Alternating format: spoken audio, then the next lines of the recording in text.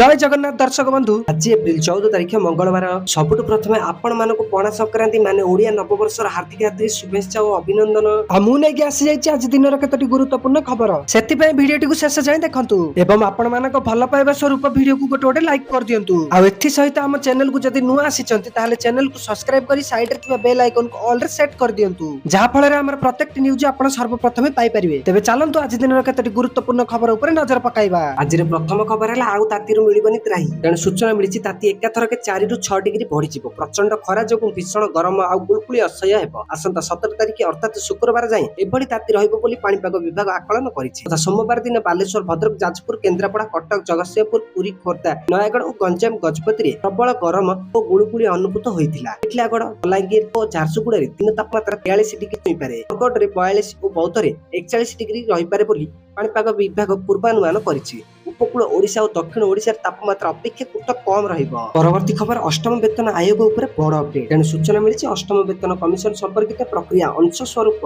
वर्तमान बैठक चली आगामी दिन में देशर विभिन्न सहर विभिन्न अंशवादी बैठक एवं आलोचना करने एक योजना प्रस्तुत फलस्वरूप लक्ष लक्ष केन्द्र सरकारी कर्मचारी एवं पेंशन भोगी मैंने सेमानक दरमा पेंशन एवं भत्तारे कार्यकारी हेबाकु थिबा परिवर्तन को अपेक्षा करिसेंती। एही विषय उपरे कमिशन एक योजना प्रस्तुति करिसेंती। यह सूचाई दिए जे सुपारिश गुड़िक प्रस्तुत करने विस्तृत आलोचना एवं आरंभ होगा जाउछि। परवर्ती खबर आउ मात्र 3 दिन बंद हो जाइपारे आपनकर पीएनबी बैंक अकाउंट तेबे सूचना मिली जदि आपण पंजाब नेशनल बैंक अर्थात पीएनबी रो ग्राहक तेबे एही खबर आपण मानक पई अत्यंत गुरुत्वपूर्ण।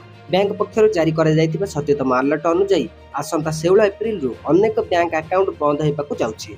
जदि आपनकर मध्य एमिति किछि अकाउंट्स अछि जेउथिरे दीर्घ दिन हेबो कोनोसी कारबार हेउ नाही तेबे आपनकर पाखरे समय खूब कम अछि।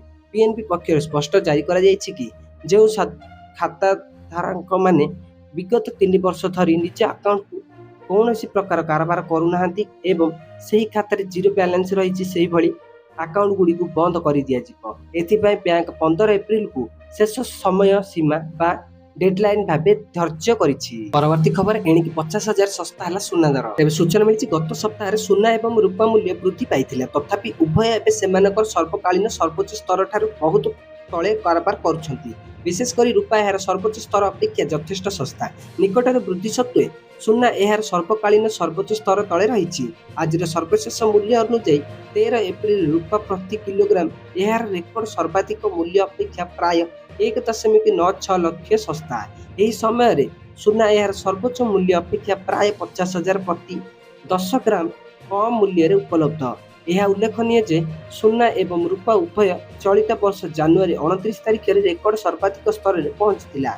यही समय मध्य रूपार मूल्य प्रति किलोग्राम 4.25 लक्ष एवं सुनार मूल्य प्रति 10 ग्राम 1.90 लक्ष रे पहुंचतिला। परवर्ती खबर एथर स्वाभाविक ठारू कम वर्षा हबो तेबे सूचना मिली दक्षिण और पश्चिम मौसुमी वायु को नहीं पाणीपाग विभाग आकलन चलित वर्ष एल निनो प्रभाव में स्वाभाविक ठारू कम वर्षा हेबार नहीं पूर्वानुमान करा जायछि।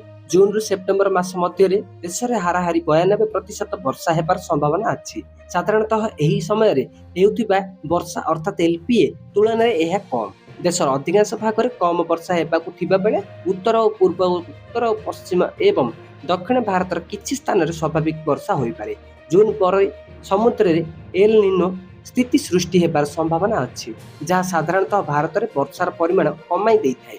मौसुमी ऋतु रे वर्षा को नहीं भारतीय पाणीपाग विभाग पूर्वानुमान चिंता बढ़ाई देइछि। परवर्ती खबर एणिकी 10 दिन कमिगला खरा छुट्टी तेबे सूचना मिली शिक्षा विभाग 2026 और 27 वर्षर नूतन शिक्षा अधिवेशन पाई बहु प्रतीक्षित शिक्षा कैलेंडर प्रकाश करिछि। एही नूतन अधिवेशन एप्रिल 1 तारिख आरंभ होई सारिछि। एथर समग्र अधिवेशन मोट 244 दिन पाई विद्यालय गुड़िकरे नियमित शैक्षिक शिक्षादान सुनिश्चित करा जायछि। तथापि कैलेंडर अनुसार मोट छुट्टी संख्या 121 दिन हेबो जेउथिरे 52टी खाली रविवार एवं 69टी खाली अन्य छुट्टी अंतर्भुक्त। तथापि एक उल्लेखनीय कथा हेउछि जे एही वर्ष ग्रीष्म छुट्टी रे 10 दिन छुट्टी कटा हेजिबो। फलस्वरूप स्कूल गुड़िक एबे जून 22 तारिख पुनः कार्य आरंभ करने को स्थिर होइछि।